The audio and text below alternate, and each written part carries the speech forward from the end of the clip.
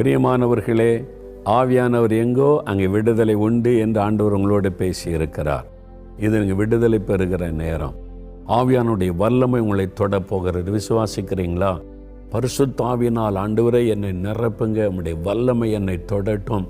பாவத்திலிருந்து, விட முடியாத பாவத்திலிருந்து ஒரு விடுதலை, தீர்க்க முடியாத வியாதியிலிருந்து ஒரு விடுதலை, இந்த பிசாசு பில்லிசூன்ய கட்டிலிருந்து ஒரு விடுதலை, பயத்திலிருந்து விடுதலை.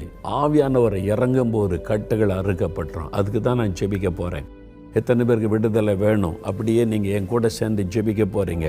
அப்படியே வலதுகரம் வைத்துக் கொள்ளுங்க. பரிசுத்த ஆவியினால் என்னை நிரப்பும், ஆவியானவர் என்னை தொடட்டும், எனக்கு விடுதலை வரட்டும்னு சொல்லுங்க. வாய் திறந்து கேளுங்க. இப்போ ஜெபிக்கும் போது ஆண்டவரே, உம்முடைய பிள்ளைகள் என்னோட இணைந்து ஜெபிக்கிறாங்க, அவங்களோட இணைந்து நான் ஜெபிக்கிறேன்.